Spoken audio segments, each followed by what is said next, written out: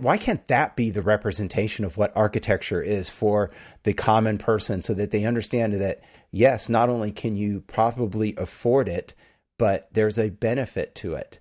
And we're not just the elitists walking around with our capes and bow ties. We perpetuate our own stereotype, and it doesn't help us.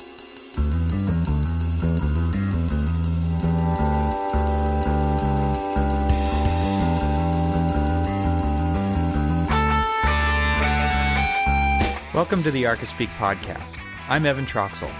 Each episode, Neil Pan, Cormac Phelan, and I have a casual conversation about all things architecture, and we invite you to listen in as we talk about everything in the profession, both the good and the bad. Maybe you're considering a career in architecture, you're still in school, or you've been around the blocks of Corbusier's City of Tomorrow more times than you'd like to admit.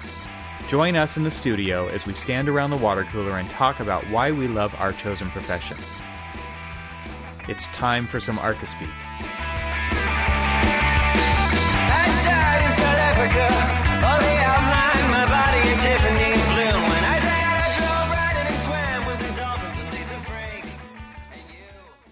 Welcome to episode 51 of the Archispeak podcast. I'm Neil Pan. I'm Evan Troxel. And I'm Cormac Phelan.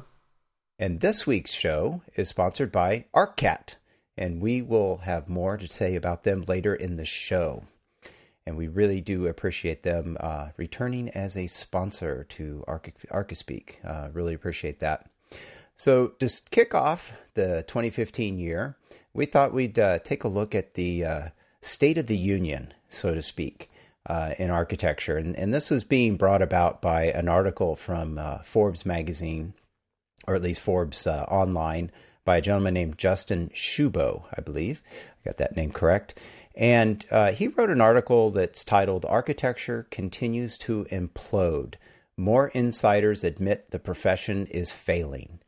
And that's a pretty dubious little intro there for what's happening in the industry. So this article goes into quite a bit of things, and we'll probably touch on a few things. But I think generally we wanted to talk how this article really kind of sets us off on this conversation, which we're going to be talking about tonight, which is kind of the state of the union of architecture in general in the profession. And Cormac, you brought this article to our attention. What are your thoughts on kind of some of the things that were brought up in the article? It was interesting because as I was reading it, it's got links to multiple other articles and stuff, and started to kind of follow fall down the rabbit hole and read comments and read all these different things. And, earlier before we got going, I kind of referred to it as, it almost seems like the architectural fight club where, there's so many different opinions about the state of the union as, we're dubbing it. But it just really seems like, there's so many different opinions about where the profession's going, kind of this doom and gloom idea of, if we're continue on the path that we are. And, so it's what it really led to was not necessarily anything definitive about, here's where the, profession of architecture is, and, here's what we can do to cure it. But it just came up with several more questions. And, that's really what I want to dig into, is not necessarily the meat of the article itself, but what the article is saying to me, and all of the different questions that kind of popped up as I was reading it. And I was just kind of furiously scribbling down quotes and comments and thoughts and ideas and stuff like that, and kind of want to dig into things like that. Yeah, I think we should probably say real quick, we're going to have the link to the article in the show notes. And so you might want to read that before listening, or maybe not. We haven't spent a lot of time since reading this thinking about it, so I think a lot of our comments tonight are going to be right off the cuff. And I think a lot of my comments are really just it's not. I mean, they go hand in hand with everything that particular article and many of the other articles that are linked in that article. So we'll actually be able to just put one article up, one link up, and when you go to it, you're going to get a whole heap load of other articles to read just through the links. Yeah, it's kind of a rabbit hole of an article. There's lots of stuff. But I mean, you're going to have. I'm pretty sure you're going to have as many questions as I did when you read it, because, it's a very, to kind of dig into it. One of the things that they were, bringing up is, this is kind of a rebuttal to another article that was written, but and also published. Actually, it was published in the New York Times, and it was called "How to Rebuild Architecture," and it was just an op-ed piece by Stephen Bingler and Martin Pedersen, and hopefully I'm saying those names right too. But and they were talking about where they feel like the state of the union is in their mind, in how to rebuild it, how to kind of move forward. And it comes as most of these approaches are purely related to me, kind of a very stylistic opinion.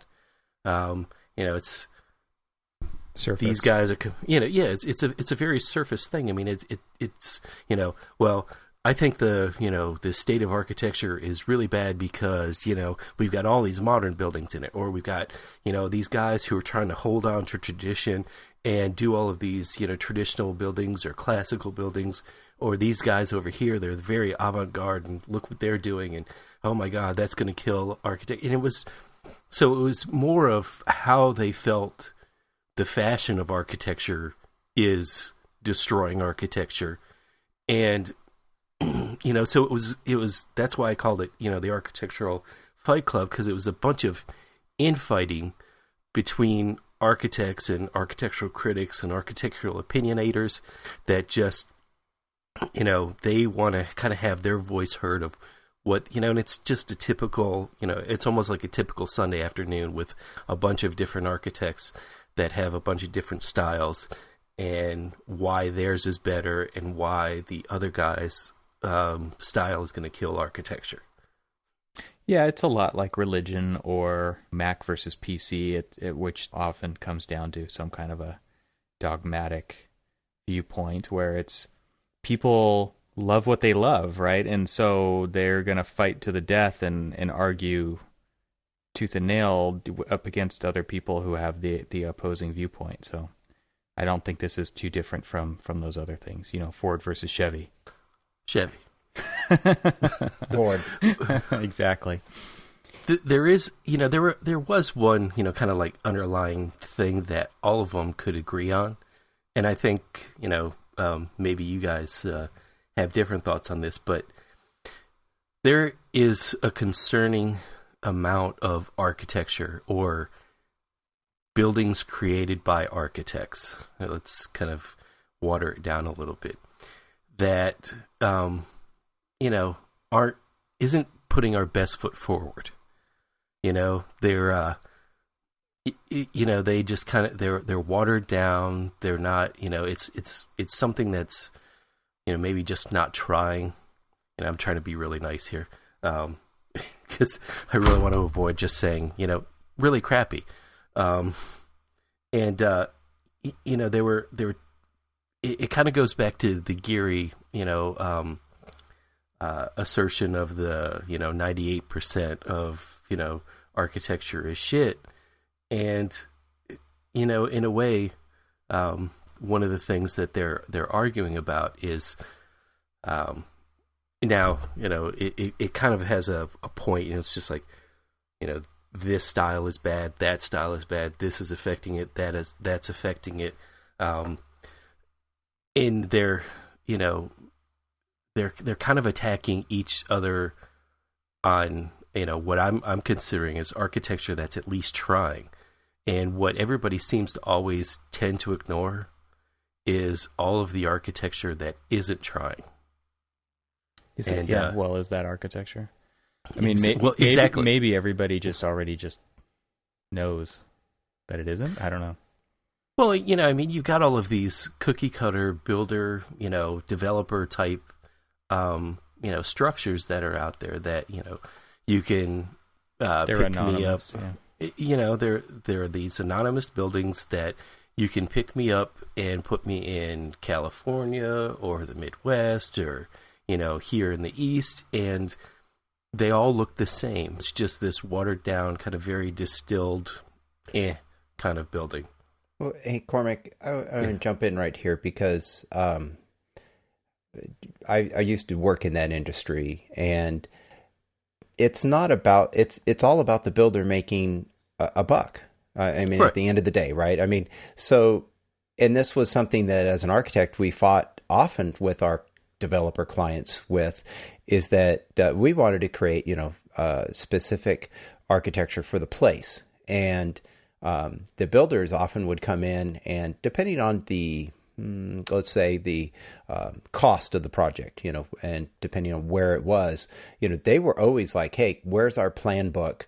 Do we have something? Because a lot of these developers, what's happened over the years is that instead of having small regional developers, you ended up getting all of these smaller guys got bought out. Yeah. And now they're these giant conglomerates, and, Pulte, KB, Lennar, and companies like that now own all these small builders. They've all been absorbed. And so now it's like, okay, well, we have a division in Florida, they've got great plans, they've sold well, and we want to do that here in California, or Texas or wherever they're building. And to them, it's an economy of scale.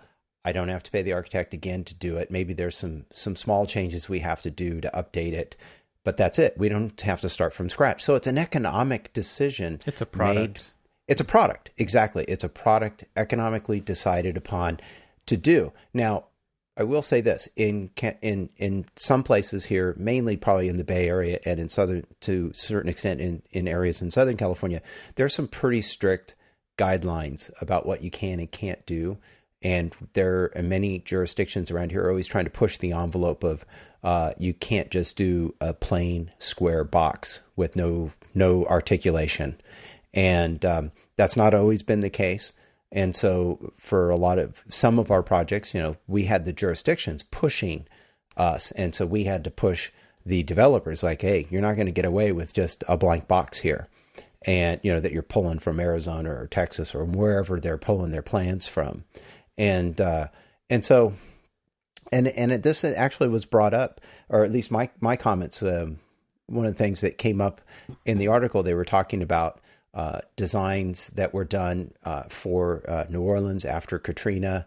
And there were these, modern type designs that didn't do very well in the lower Ninth Ward area because they just didn't fit the architecture that was there.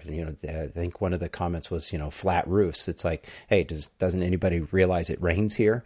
So bad idea. And they're failing. Some of them are failing.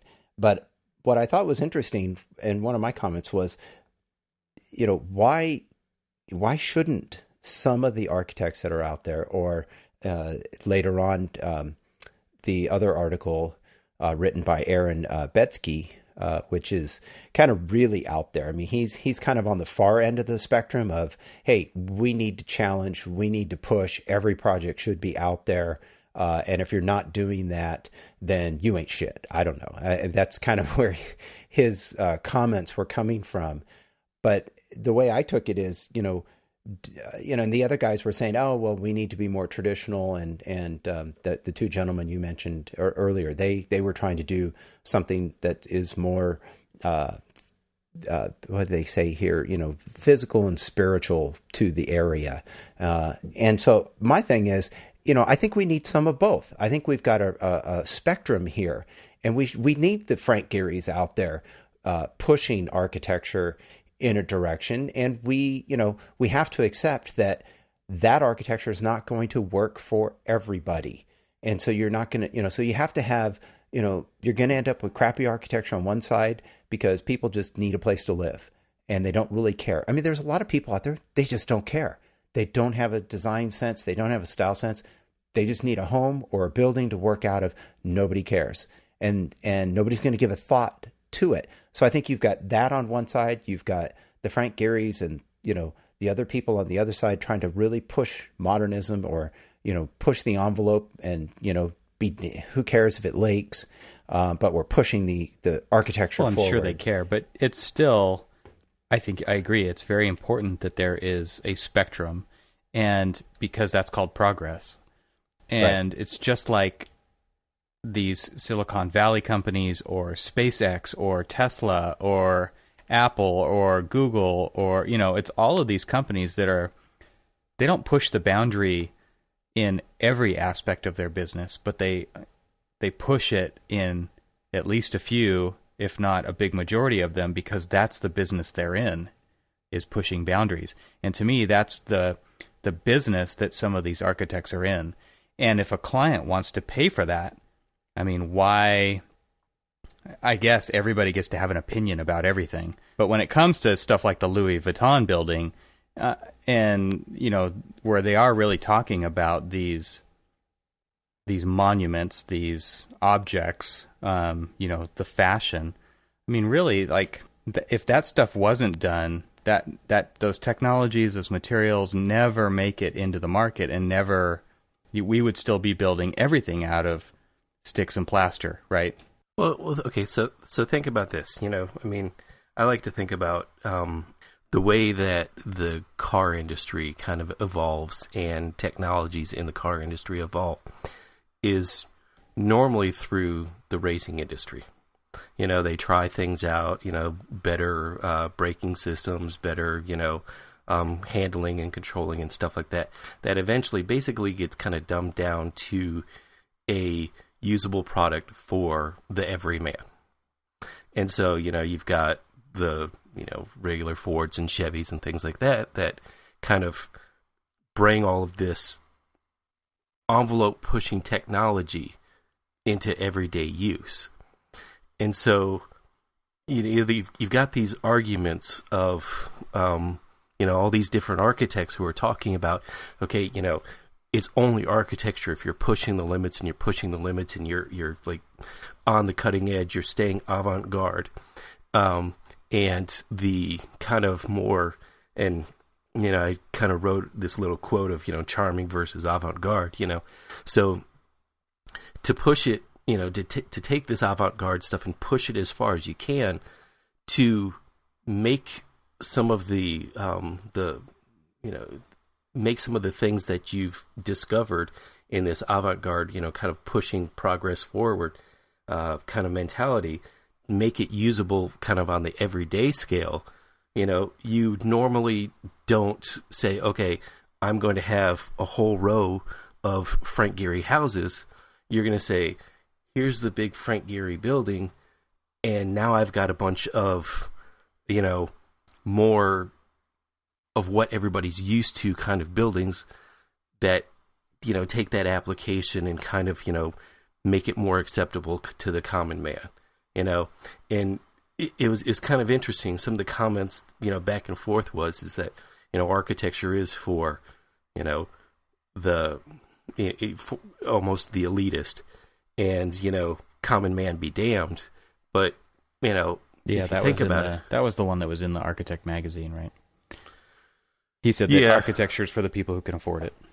Exactly. It kind of, that one always kind of just stresses me out because, we've got, we do so many buildings that are really for just, I hate to keep using the term common man, but, it's just like the lay person. It's there for, like the schools, you and I do schools, and, we may not be doing high design, pushing the limits. We try to where we can, but we also try to be smart about,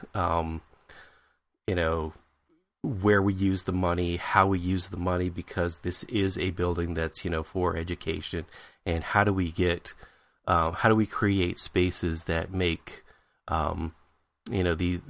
make the learning environment, better. It's not that we're making these unsophisticated buildings. We're just trying to spread the money as far as we can to make the best possible environment that we possibly can that meets all of these different constraints and criteria. And it's not that we're giving up and just accepting, kind of a mundane building. We're trying to take what would normally be just a pushing of the envelope and kind of spreading it out. Yeah, I was going to come back to the comment about architectures for those who can afford it. I have a feeling that there's quite a bit of truth to that, and I in my business, as a sole proprietor working on small remodels and additions, architecture is for those that can afford it, and I get a lot of that. I meet with people, and if I tell them it's going to cost approximately this much to do this for me to do it, and I get a lot of reactions. Some of them are just like, well, I can't afford that, and I can understand that. I mean, if you have a very small budget, and I'm telling you it's going to take me a 10% of that budget to do your project, only because I can't work for $10 an hour.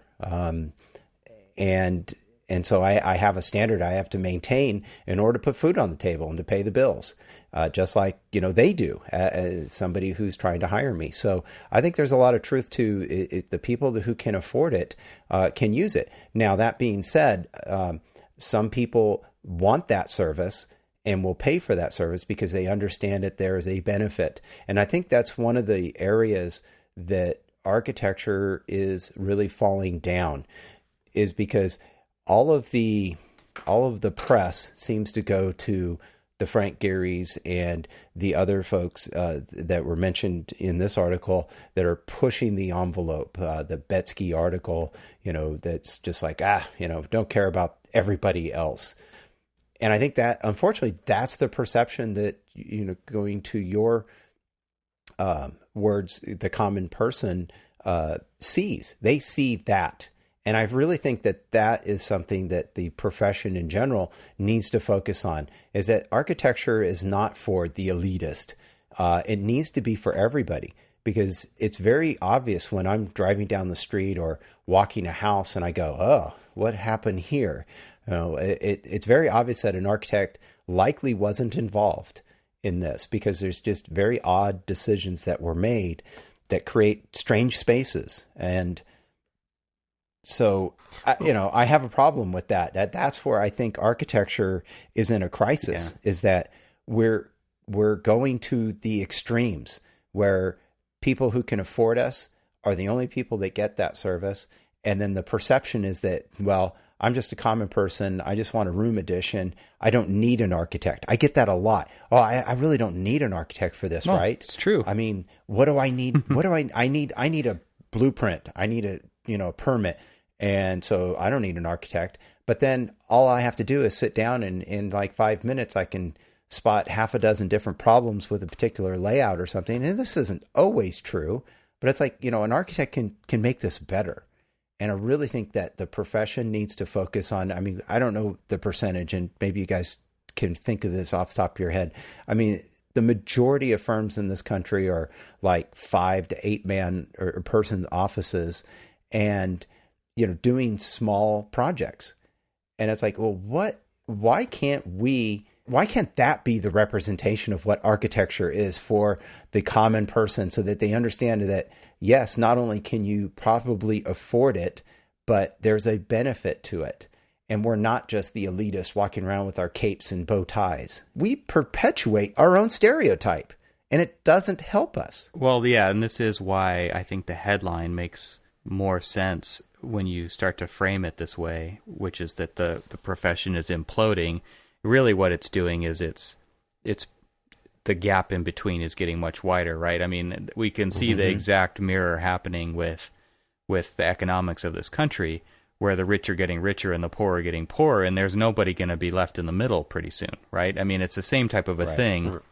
And the biggest problem that architecture has is that nobody knows what the heck we do. And I think I've told this anecdote before, but when I spoke with somebody who, I won't name their name, but they're affiliated with NCARB, and they did a poll, and I don't know how far reaching this was, but it was a poll of people in professional situations like doctors, lawyers, engineers, and they just asked what their perception of architects were, and the majority of and I'm obviously paraphrasing here, but it was that architects get in the way, and they keep them from, or they slow down the process of them getting what they want. And the person I was talking to, their kind of summation of what they were talking about said, well, the only thing I can say is thank God they still need us to get a permit. And this is somebody who's pretty high up on the chain here.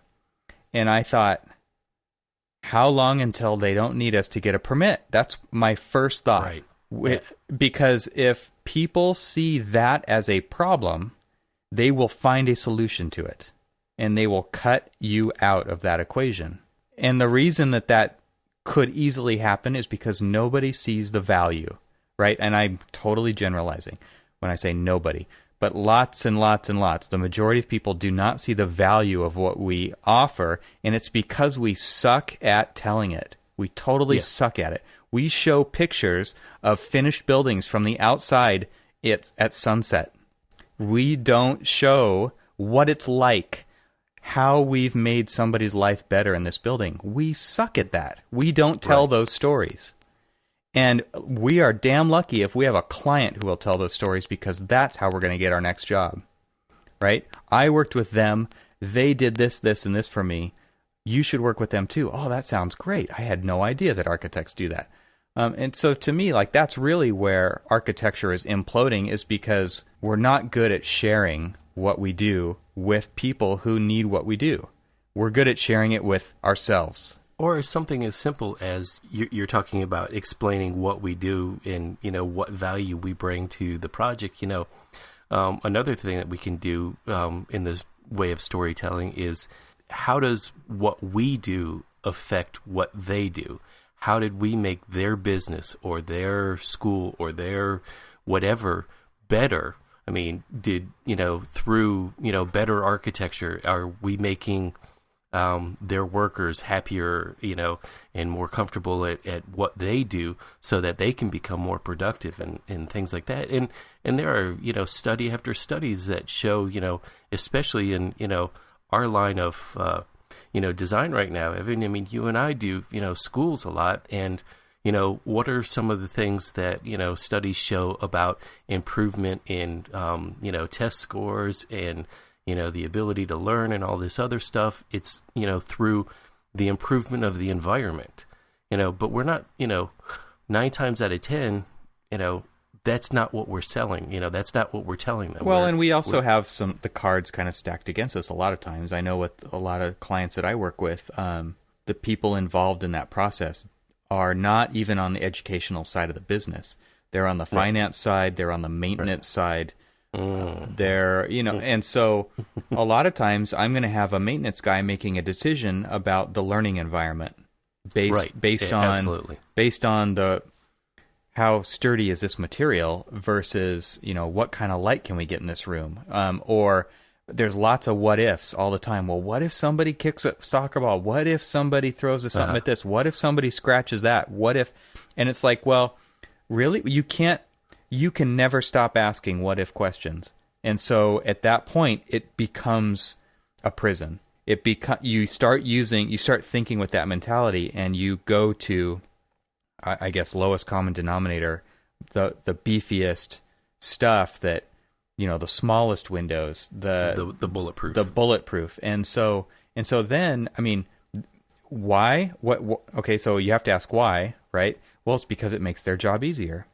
Okay, well, if I make your job, think about this. If I make your job too easy, you're not going to have a job, right? I mean, we have to get back to who the client really is, and we have to kind of inspire the people that we're working with to want to fulfill the highest and best for the actual clients of the buildings. And actually, so here's you just kind of illustrated another way that we are, in fact, imploding. And that's, by dumbing down the building and breaking it down to its lowest common denominator so that we can make all of the other people who aren't really affected by the building's lives easier, we're essentially dumbing down, watering down, and just making something that really isn't truly architecture. The ultimate compromise, yeah.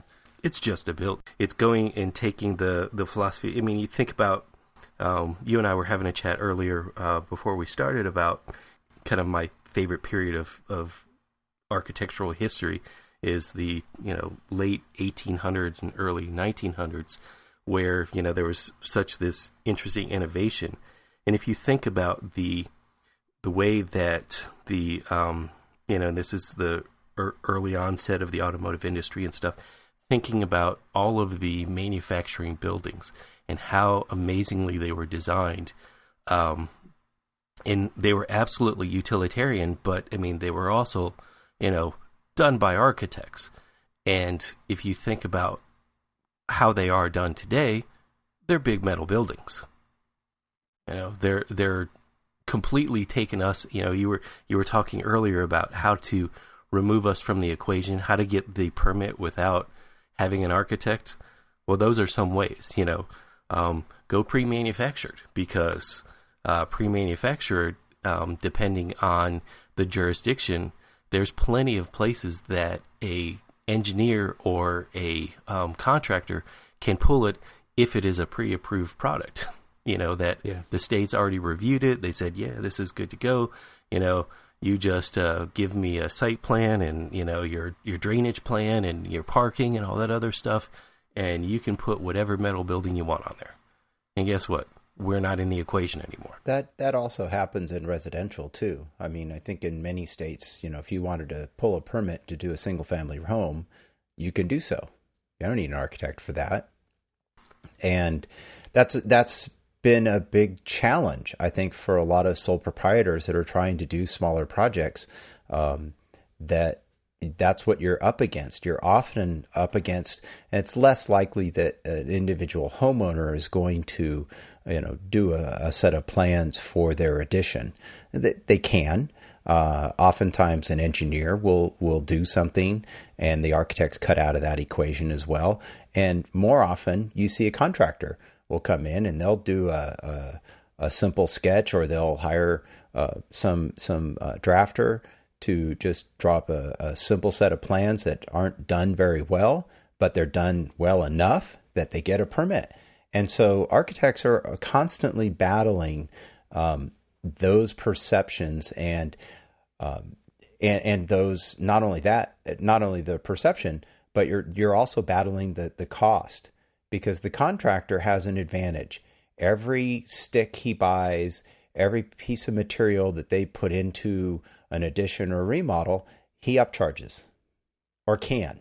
He gets a discount at wherever he's buying it from, and then he charges them, usually charges the clients full price or something like that is built in. So the contractor can absorb the cost of preparing a simple set of plans. And it's really hard as an architect to battle that, because you're walking in saying, okay, well, I want $5,000, $10,000, $15,000 to do a project, and they're like, well, the contractor will do it for nothing, and he still makes money on it, and so it's really hard to compete with that. And I think what architects have to do is really change that perception of, we are not the Starchitect. We are just like everyone else. I mean, we've got kids, we take them to school, we live in your communities, and we're the everyman as well, or every person. And that's, I think, the message that the AIA needs to help perpetuate in their campaigns, because really they're the voice, right? I mean, they're the voice that is out there that can say something that people will hear, likely hear. It's hard for the individual architect to get that voice out there. And so I think, by banding together, to working together like that in other ways, I mean, maybe people have some other ideas about how we can get that voice out there, because we need to do that, because otherwise, as Evan said, we will get cut out of the process, whether it's on the big side, of doing larger buildings like Cormac was just mentioning, or what I'm talking about in doing the smaller projects. We're getting cut out of the process. And I think the other issue that is adding to this is, and I want to get your guys' comment because you do more of this type of stuff, is BIM and how BIM is leading to cut us out of the process unless we take over that process. We keep giving away parts of what we're doing. And I think that's a big, scary thing that we need to take back. Over time, we've let engineering get away from us. We've let, landscaping, we've let civil, everything has gone away from us.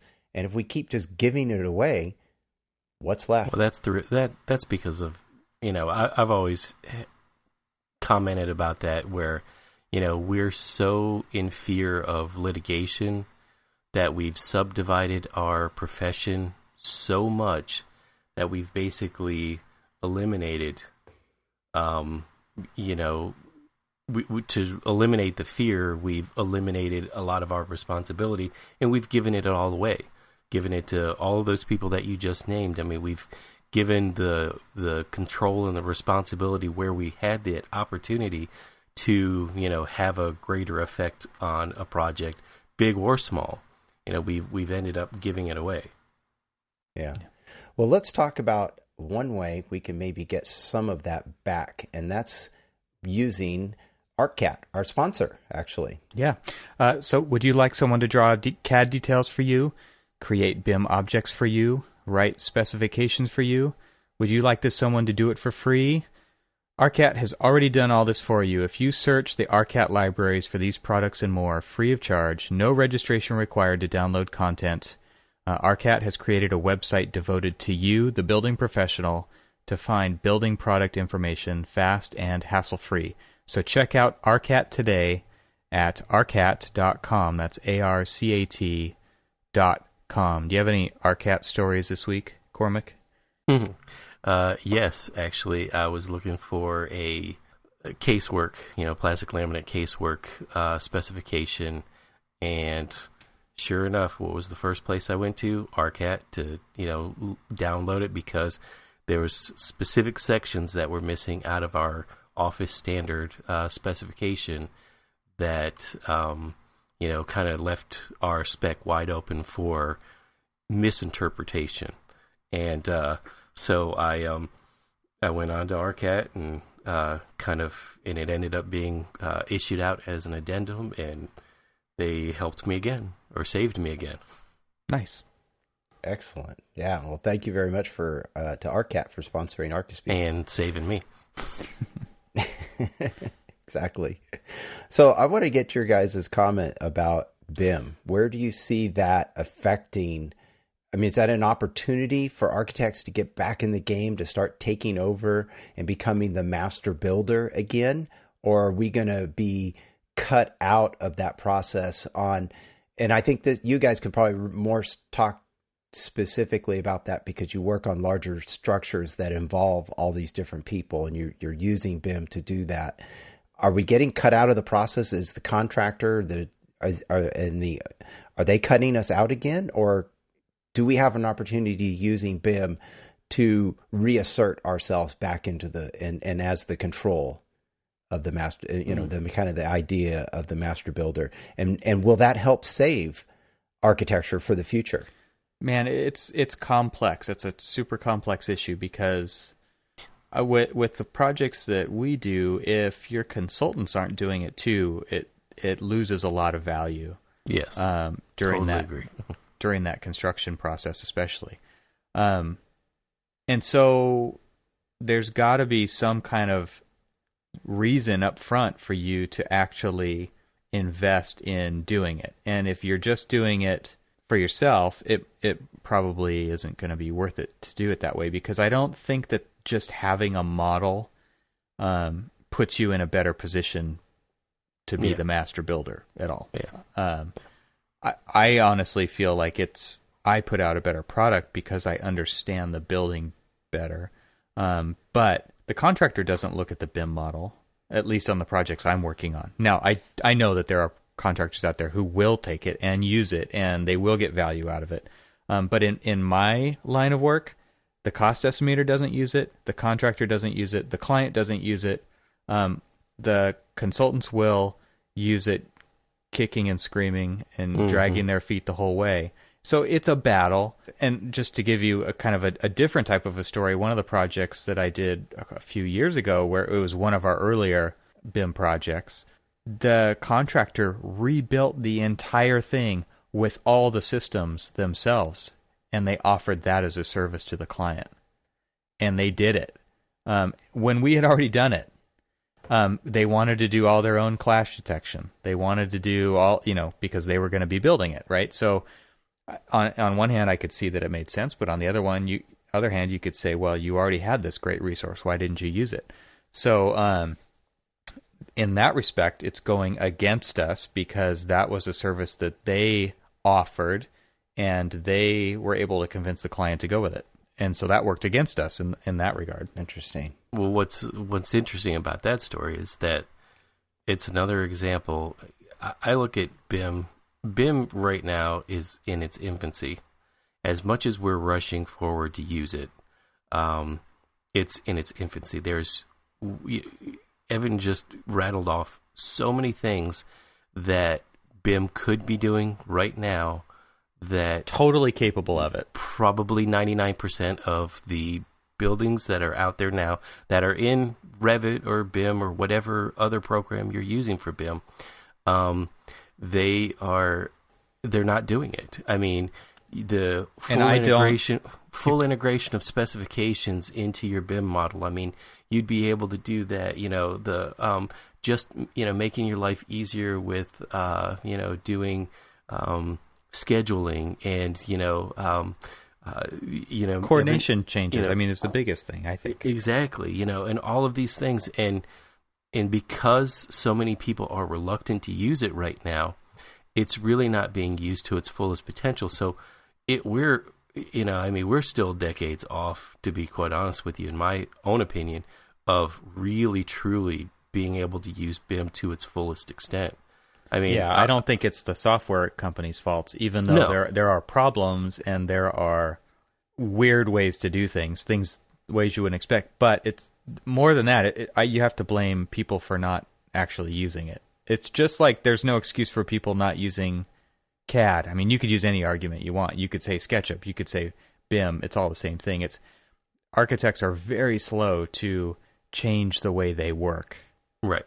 But I think that the manufacturers of these particular software, whether it be Revit or whoever, I mean, they don't really know what the problems are, because, I mean, you are absolutely right. There's all these little odd things that, of ways that you have to draw things, or ways around things that you have to draw things, to have it, graphically look right, and so they're never really going to know that right now, because you don't have a fully integrated project in 9/10 of the project's being done, because you don't have your structural engineer and your MEP and everybody else working together to kind of get that 100% kind of BIM project. I mean, I've had this most recent project that I started working on. Our office standard is every project in BIM, in Revit.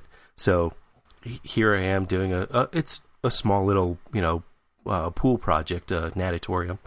And so I started doing the project. Nobody else was doing the project in Revit. Everything else is in CAD. And, we lost a couple of, key team members and stuff. And so I stopped and I kind of looked at it, and I was looking at the time that was being spent on it and everything else. And I just made the command decision. I'm like, you know what? I'm pulling the plug on Revit. It's going back into CAD, and it's going to be a CAD project, not a Revit project, only because the economy of me trying to, wasting time to fix models and all this other stuff, to then convert it to CAD, then to send it off to everybody else. I mean, it may seem negligible, but it's Oh, it adds up. It's huge. It adds up, you know. So it was making kind of, PDF sets and making DWG exports and And Neo, here's an even bigger thing is that, you know, we're gonna get to a point, you know, right now. I think one of the biggest struggles that everybody out there who uses Revit or whatever else, and I'm going to keep saying Revit because that's what I use.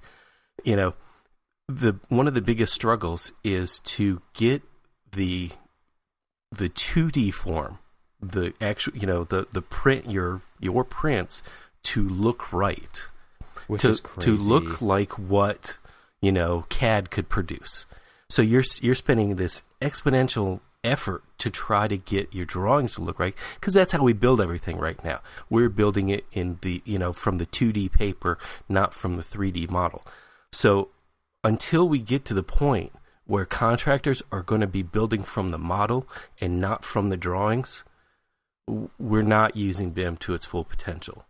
You know, so there's totally agree. So there's going to be, you know, that it's such a pain right now because you look at a set of CAD drawings and you look at a set of Revit drawings and you can absolutely tell which was done in which program, because graphically one reads better and the other one is just this weird, you know, an assembly of bad line weights and, you know, just things. There's all these things that you can just tell are just not right with it. So if BIM can't help us, you know, reach out and take back. Well, I think architecture. it could help us, but I think this goes back to where you started, which was we've given so much away, and the people we've given it away to are not adopting this technology, right? Not yet, maybe. Right. I well, mean, and again, for a long totally time, generalizing. So yeah, I mean, for a long time, you know, it took a while for. I know when I, you know, going back, we did the CAD work for the engineers, right? I mean, they would take our plans, they'd mark them up, and we'd get them back, and we would actually do all the CAD work because the engineers didn't have any CAD people. Yeah. They did engineering. Well, over time, that changed. Now they do their own drawings, and there's lots of reasons why that, and I don't want to get into it. But, you know, maybe that eventually changes. But what I'm hearing, though, is that, you know, that's not going to help architecture from imploding. You know, BIM may not help us do that. Maybe it does, maybe not. But I guess I'd like to go back to how do architects communicate to the common people? And actually, what we really should be asking ourselves. Not through BIM, yeah, certainly. But what we really should be asking ourselves is, you know, how do we communicate our value to the common people? And really, the bigger question is that what's going to help architecture from imploding? I don't know. Does that even help us? Even if we are able to communicate to the common person and everybody understands that, gee, you know, architects are a great value and everyone, you know, should hire an architect to do their projects. Is that what's going to help the profession in the future? Well, I was reading, you know, I get the daily architectural record email blast. And, you know, this month's issue of Architecture Record is about schools of the 21st century. Evan, if you haven't picked it up, pick it up. There's some good case studies in there.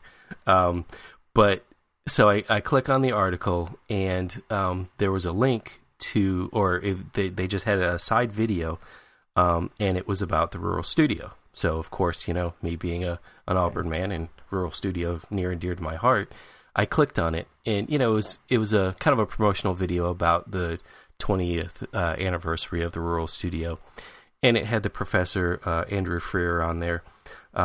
Great guy, great architect, you know, just a fantastic educator. And he was sitting there and he was talking about, we're not just a fly-by-night kind of organization that comes in and does a project and walks away and doesn't really care about how the project is, you know, how it ages and you know, what happened to it after we're done. You know, we're here, we're part of the community, we're invested as much as everybody else to the success and failure of everything that's built, in this community. And, you were saying it, Neil, that, you're a dad, you've got kids in school, you are part of the community. And that's an area where we can really sell and get ourselves out of the implosion, spiral, and really just kind of educate the community on what we can do to help improve and, help improve not just their community, but our community. And so, that's one of many things that we can do, is just letting them know, the value, explaining to them and educating them on the value, but letting them know that we're not here to just, one and done and we're out. We're here. We're part of them. We're. I've got an interesting take, or an interesting thing I want to bring up. As listeners to the show know that, I've been collecting comics for a long time, and many years ago there were no, like the writer or the artist or the inker, their names were nowhere on the covers. It was, we're buying, this book.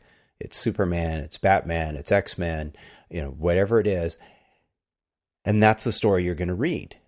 And over time, the artists and the writers became more, in some cases, more famous in some ways, at least within the industry, than the books they were working on, to where it's been at sometimes even myself, I'm like, oh, so-and-so is going to draw this book. Well, I don't really know much about this particular character, but I really like this person's either writing or artwork. So I'm going to go buy that book. And the reason I bring this up is because most of us and most people listening to this show, or most people not listening to this show, live in a merchant-built home. And many people do. Not everybody, but a lot of people do. And so I think one thing that could help architects get their names out there a little bit more is if we can get the merchant builders out there to advertise, because one of the advertise who did the project. Because, and I know I'm kind of talking pie in the sky, this will probably never happen, but you always you drive down the freeway, Evan probably sees this more than you do, Cormac, on the East Coast, maybe because there's so much building going on down there, and as far as residential development. But you drive down the road and you see, KB project this, Pulte project that, and they put names to them, but it's like you go in, you get the brochure, you look at the floor plans and the different elevation styles, and it's like, you have no idea who actually did this. It's like, no, this is a Pulte home, and it's, such and such name. There's no reference to the architect. The architect never gets mentioned. In fact, even when they have the home builders award shows, it's like, oh, so-and-so, builder did this project. And it's like, maybe the architect gets a mention, and, but it's like, we need to get out there. We need to sign our work. And we need to sign. Yeah, that's an excellent thing to say. We need to sign our work, and we need to, get our work signed in the places that people see it the most. And it's like, and it's in their home, in the home they live in. Yeah. For me, this kind of pulls it all together, because what you're talking about is you're putting a human aspect back into it, right? This is made, This was designed by a person. This was built by people. Architecture is still made by hand. And then what we're talking about is we're talking about putting humanity into architecture. I mean, that's one of the biggest, I think, negatives in these articles, is they're talking about architecture that is not, that doesn't have a sense of humanity, right? So you're talking about, how do we connect with people? We make architecture, we put the humanity back into it. And you do that in the way you're talking about, but you also do that in the way that's you're solving the problems for clients. We're making architecture is about people. And there's so many times when it's not about people. It's about the ego. It's about the object. It's about the fashion. It's about so many other things too, or in lieu of the humanity of it. To me, that's just kind of how it all fits together here with our episode. Absolutely. That's kind of a perfect pull together. Absolutely. Yeah. No, I totally agree. That's a good summation. Well, should we wrap it up then? Let's hear what other people have to say. I'm sure there will be lots of comments on our episode here. Yeah. How do we not implode? How do we save architecture for future generations? Or are architects going away the dinosaurs? I mean, is that going to happen? We'd love to get some comments on this. So remember to, visit the site, archispeakpodcast.com, and leave the comments on this particular episode 51. And before we go, I want to send a thank out to our sponsor, ArcCat, for sponsoring episode 51 of the ArcSpeak podcast. Thank you very much for doing that. Yeah, thanks. And everyone else, keep subscribed and follow us on Twitter. And I want to give a quick shout out also to the ArcSpeak podcast hotline, which is 415-484-8496. I think we may get some people commenting on this, and feel free to call in, leave a message, and maybe we'll get it on the show. Yeah, if you're driving right now and you can't get on the website and type in the comments, just call the number and leave a comment that way. We'd love to hear from you. Oh, and I got to throw something out here. Somebody called me on a mistake that I made during our Christmas show. No. Yes. And they said, how do you expect somebody to buy you a gift if you got it wrong? And it was when I was talking about the Batman, 1966 DVDs, and I said it was the Frank Dozier Batmans. It's actually Bill Dozier, not Frank Dozier. Oh, so they were impossible to purchase because you got the first name wrong. I get it. Exactly. I caught some grief from a buddy. That's pretty of mine. tough. Wow. Well, we've corrected the wrong now. Yep. So, public apology. So we have one listener that we know of. No, seriously. Thanks, everybody, for listening. And if you haven't already done so, please leave us a review on iTunes. We really appreciate those as well. Stay subscribed. Thanks, everybody. Good night.